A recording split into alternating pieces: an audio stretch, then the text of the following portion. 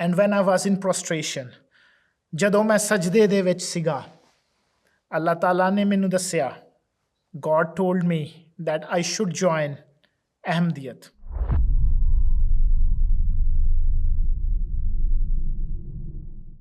My name is Dr. Amar Singh Maan, and I'm an Ahmadi Muslim. I, Dr. Amar Singh, an Ahmadi Muslim, a senior scientist, would like to share my life story from my upbringing as a Sikh to an Ahmadi Muslim. It started obviously with my parents' upbringing, where my father told me that if the wealth is lost, nothing is lost. If health is lost, something is lost. If character is lost, then everything is lost.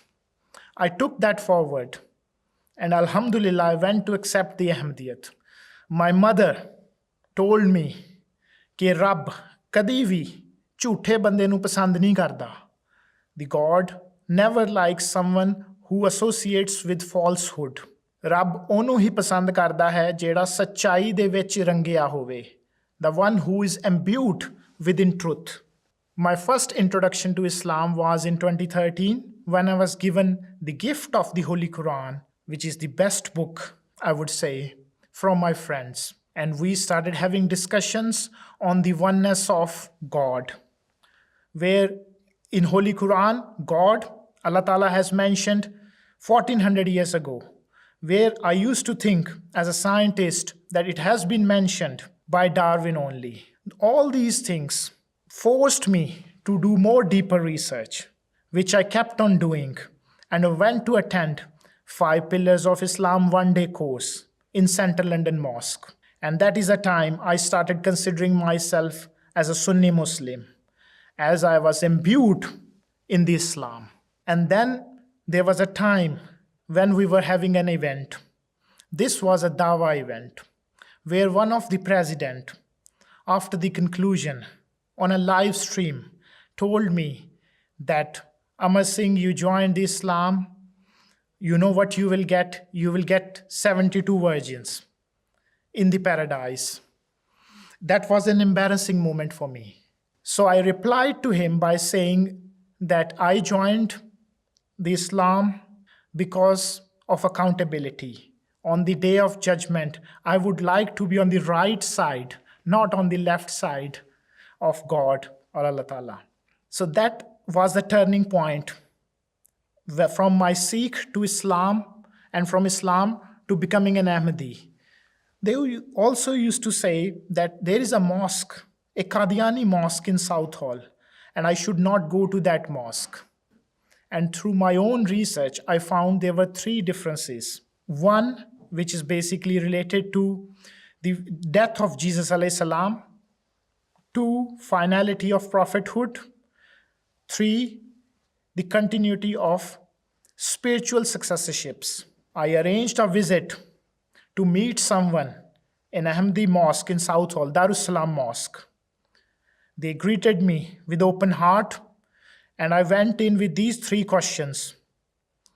They gave me the answers. There was a president and Murabbi Saab. We had a long discussion. I noted all the answers, and I went back to my Sunni friends. And then I asked them, what is your opinion, brother? What is your stance on this?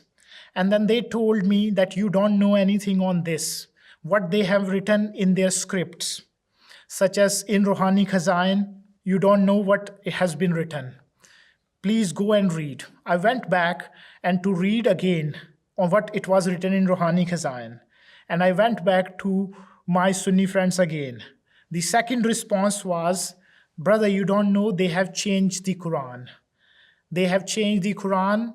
So I was forced back to go back and then read the Ahmadi version of Quran.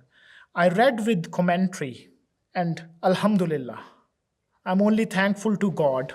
What I found was truth, rationality, and how beautifully every verse was explained with its philosophical meaning, instead of taking a literal meaning. For example, my Sunni friends, we had a dialogue once upon a time that Allah Ta'ala will drag us through the hairs from the front cortex. I actually smiled and I told that, brother, if someone doesn't have hairs, how Allah Ta'ala will drag? That was not a joke or a rebuttal to him. That was just to actually push my brother, a Sunni brother, to think again that Allah Ta'ala knows every intention, every thought formulated in the front cortex. So that was another point which forced me to go back and read Ahmadiyat. I kept on reading the Ahmadiyat literature.